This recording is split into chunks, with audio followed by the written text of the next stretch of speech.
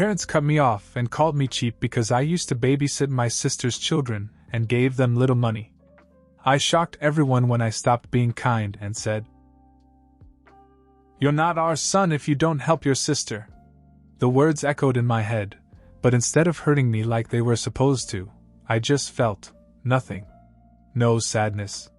No guilt. Just clarity. 3 years. 3 years of sacrificing my money, my time and my energy for them. 3 years of babysitting my sister's kids every time she and her husband decided they deserved another luxury vacation. 3 years of paying for things they should have done on their own, paying bills, lending money, fixing their problems because family helps family. And in those 3 years, I spent thousands trying to be a good son and a good brother. But it was never enough. No matter what I did, my parents still worshipped Jessica, the golden child, the favorite, the one who did nothing but take. She only called when she needed something, and every time, my parents bent over backwards to make sure she got it.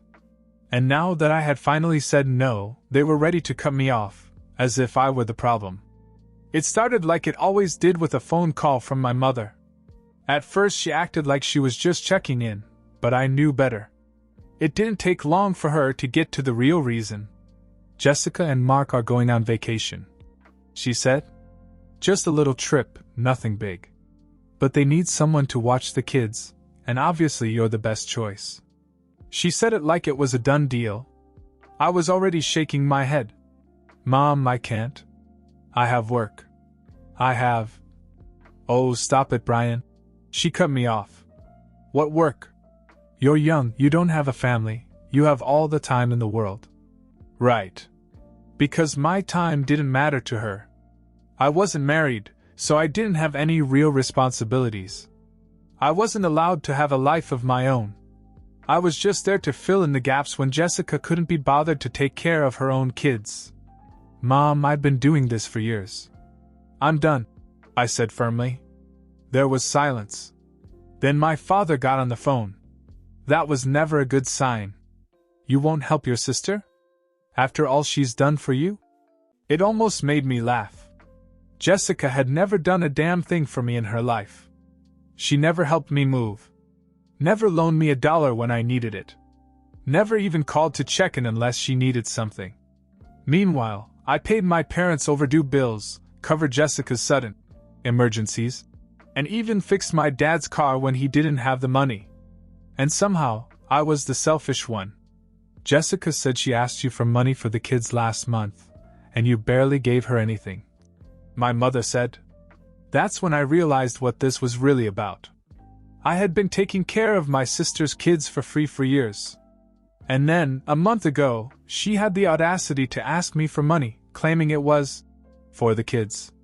Meanwhile, she and Mark had just bought new designer bags, gone out to expensive restaurants, and were planning another vacation. I knew exactly where the money was going. "Mom, Jessica and Mark make a lot more money than I do," I said. "They just waste it instead of taking care of their responsibilities." My dad scoffed. "So? It's their money. If you really cared about your niece and nephew, you'd help." I felt my blood boil. I had spent thousands of dollars to help them. Thousands. I had given up weekends, canceled plans, adjusted my whole life around their needs. And it was never enough. I clenched my jaw. I said no. That's when my dad dropped the bomb.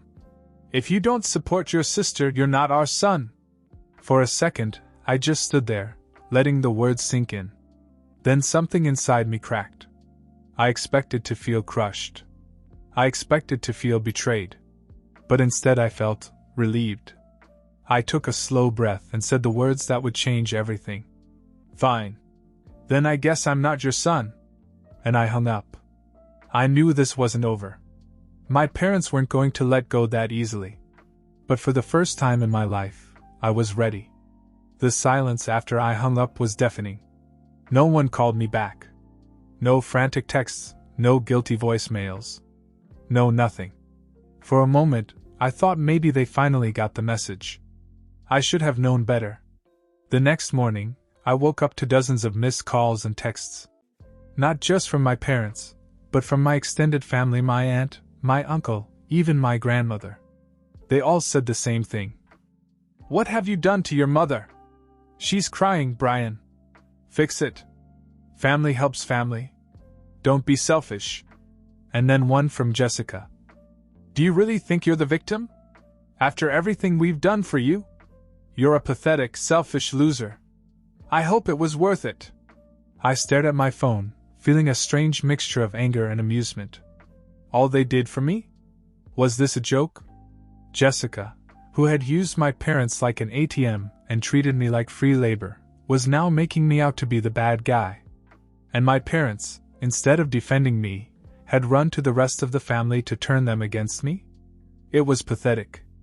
I ignored the messages and went to work, trying to focus, but something in my gut told me this wasn't over. I was right.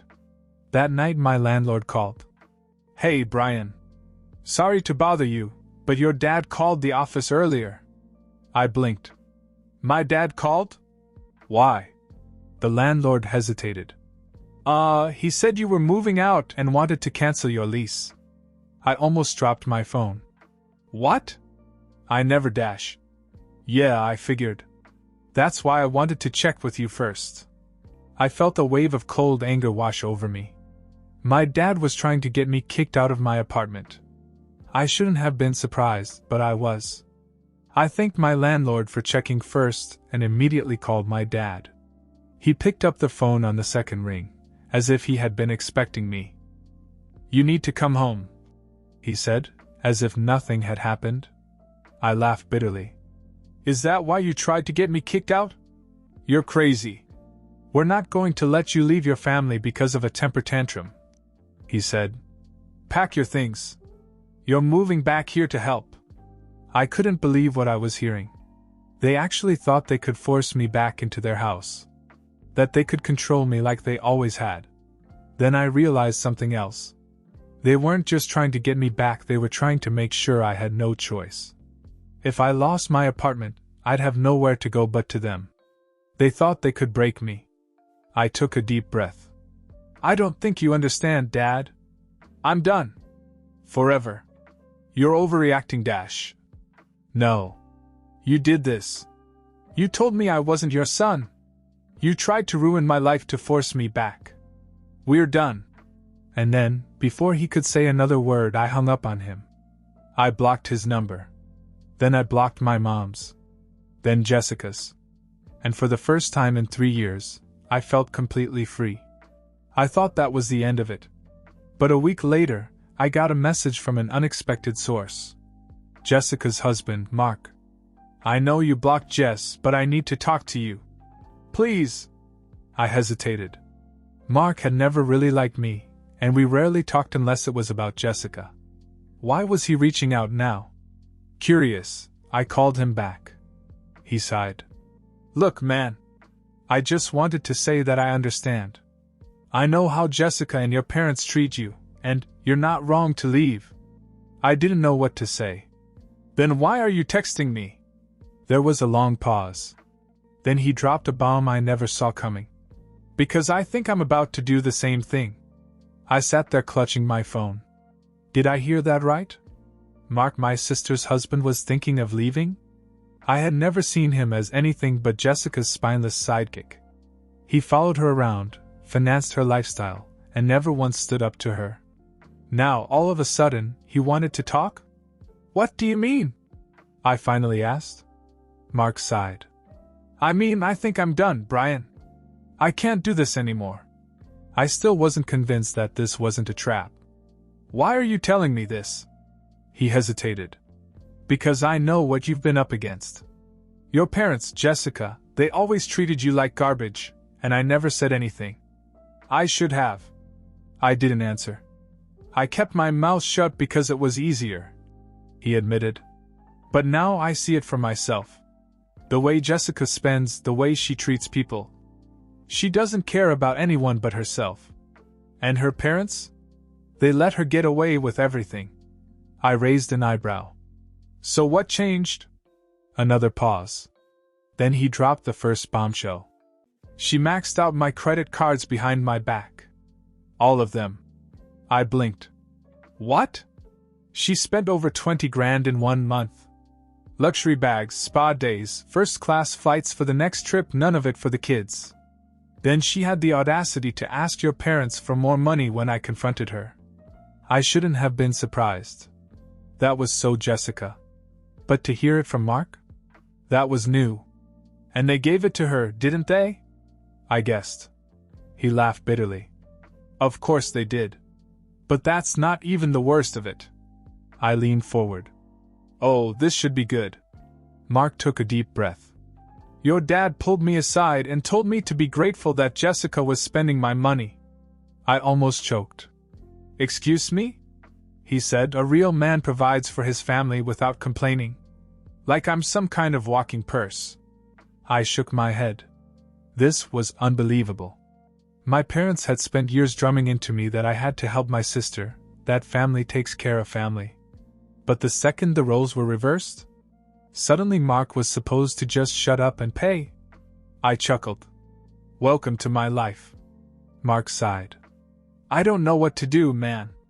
I love my kids, but I don't know how much longer I can put up with Jessica's crap. I thought for a moment. Then I asked the one question that was in the back of my mind. Does she know you're talking to me? Silence. Then he said, No. And if she finds out, she'll lose it.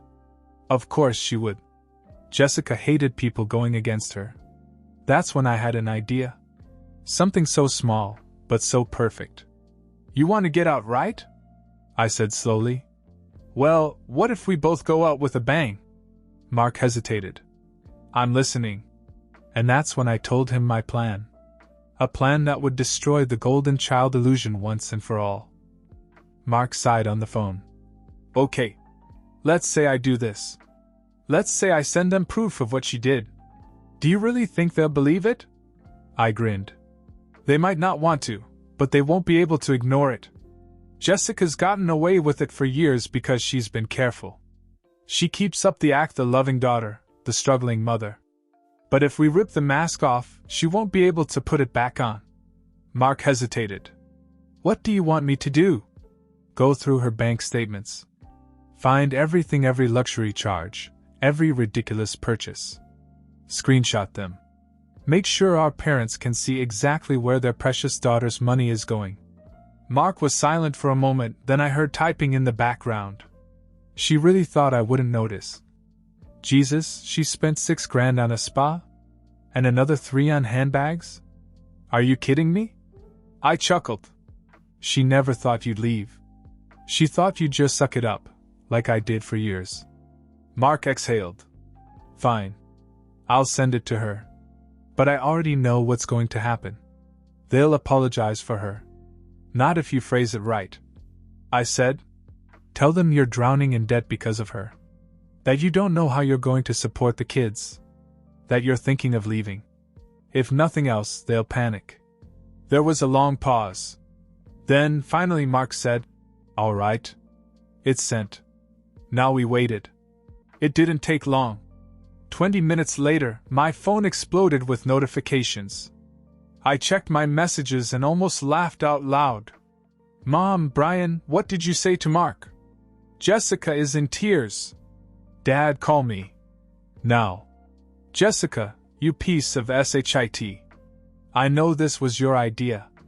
Stay out of my life. I called Mark back. Well, that was fast. He laughed. Dude. She's losing her mind. She just stormed into the living room screaming at me. She tried to grab my phone and demanded to know who I was running to. I shook my head. Classic Jessica. And what did you say? I told her I was tired of being treated like a wallet. That I was tired of covering for her. And then get this, she said it was my fault for not making more money. I actually burst out laughing. Oh my God. Yeah. And when I didn't back down, she called your parents and started sobbing about how I was turning against her. I could practically see it in my mind. Jessica pretending to cry to my parents, knowing they'd jump to her defense. What did they say? Oh, the usual. My job as a husband is to support her. She deserves nice things. How dare I make her feel bad about how she treats herself? I rolled my eyes. And did you remind her that she stole from you? Oh, I tried. But you know how they are. They just kept saying that I should be grateful that she even lets me handle the finances. I shook my head. Unbelievable.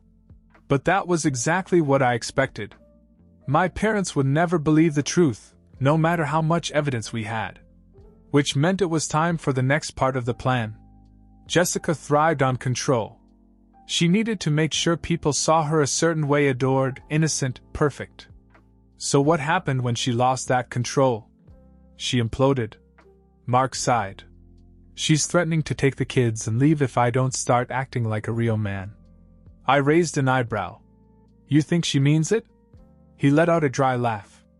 No. She's never had to fend for herself a day in her life. She needs me. Then call her bluff. I said. Tell her to go. Pack her bags for her. You're enjoying this too much.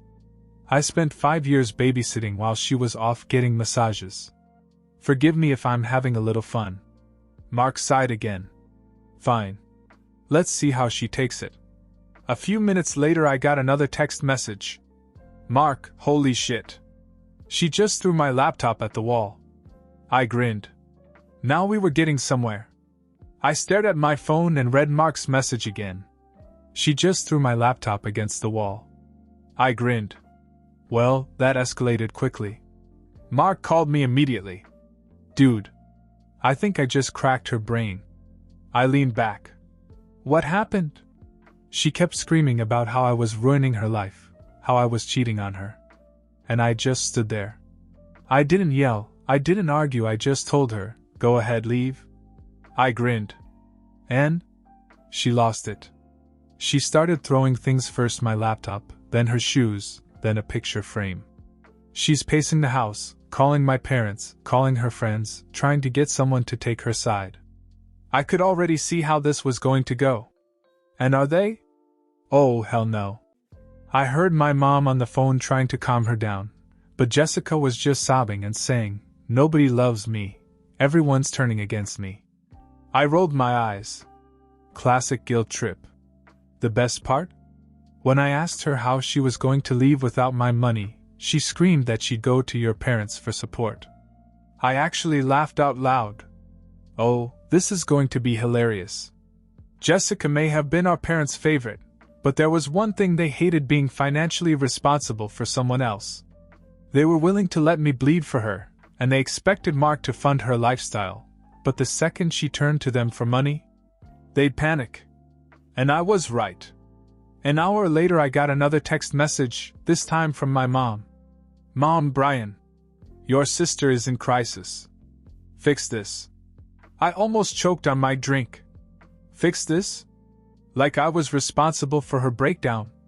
I ignored it. But then Mark called again, laughing hysterically. Dude. Jessica just called your parents and asked them to pay her credit card bills. I grinned. And they freaked out. I could just picture it: Jessica crying about how Mark was dumping her, expecting our parents to step in. And then they realized how expensive she really was. Mark went on, barely holding back laughter. Your dad started yelling about how she needed to live within her means and stop acting like a spoiled brat. I raised an eyebrow. He said that? The same man who told me I was not his son for not giving her money? Yep. The second his wallet was on the line, everything changed. It was poetic justice. The golden child was suddenly too expensive to maintain, and our parents hated her. Then Mark said something that almost made me drop my phone. Jessica just ran out of the house screaming that she was coming to your apartment. I sat up. She what? Less than 20 minutes later, there was a loud banging outside my apartment. I already knew who it was. I took my time opening the door. When I finally did, there was Jessica, mascara streaked down her face, breathing heavily, eyes wild. You did this. She hissed. I leaned against the doorframe. Did what? Stop being your babysitter? Refuse to pay for your vacation? Remind Mark he's not your personal bank. She gritted her teeth. You turned my own husband against me. I laughed. No, you did that. I just helped him see the truth. Her hands clenched into fists. Mom and Dad are mad at me. Oh? You mean because you expected them to cover up your nonsense? Welcome to my world. She looked as if she wanted to slap me. You ruined everything. No, Jessica. You did. I crossed my arms. So why are you here? She stared at me, then took a deep breath. I need you to fix this. I blinked. Fix what? Talk to Mark. Make him stay. I actually laughed. No. Her face twisted in anger. You're my brother. You're supposed to help me. I shook my head. I have helped. For years. But you never appreciated it. You treated me like garbage while our parents worshipped you. Now, for the first time, you have to deal with the consequences of your own actions. She just stood there, shaking. Then, in the softest voice I'd ever heard her use, she whispered, I don't know what to do. For a brief second, I saw something I'd never seen before: real fear. Jessica had never been alone. She always had someone to clean up her messes. First our parents. Then Mark. Then me. And now? She had no one. I took a slow breath. Figure it out. Then I slammed the door in her face. Jessica stood outside my door for a long time after I closed it in her face. I could hear her breathing, shifting from foot to foot, probably waiting for me to open it again. I didn't. Finally she left. And that was the last time I spoke to her. Mark left her. Not right away, but within a month. The bank statements, the credit card debt, the total lack of remorse. He had finally seen her for what she was. She tried every trick in the book to keep him. Crying. Yelling. Threatening to take the kids and ruin his life. But Mark was done. He got a lawyer, filed for divorce, and fought for custody. And the crazy thing? He won. Jessica had no job, no savings, no responsibility. When the court saw how much money she had burned through while neglecting her children, they gave Mark primary custody. She got visitation, but her lavish lifestyle? Gone. She tried to move back in with our parents, but they weren't as welcoming as she expected. You see, they were furious with her.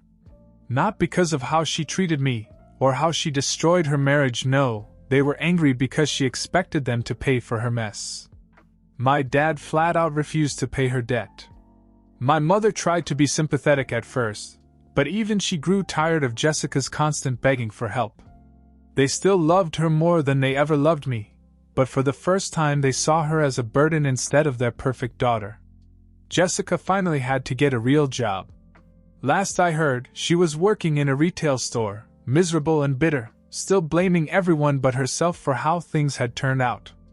My parents contacted me several times after everything happened. At first it was the usual guilt trip. We're a family, Brian. You can't just cut us off. You're being ridiculous. Jessica is struggling. You need to step up. You don't really mean that. Let's put this behind us. I ignored them. Then came the anger. Fine. If you want to be selfish, stay out of our lives. Jessica was right, you're just a bitter, jealous loser. You'll regret this one day. No. I wouldn't. I changed my number, moved apartments, and never looked back. It's been 2 years since I cut her off. And you know what? I have never been happier. For the first time in my life, I'm spending money on myself. No more paying other people's bills. No more babysitting. No more guilt-tripping myself into sacrificing everything for a family that never appreciated me. I have real friends now. People who respect me.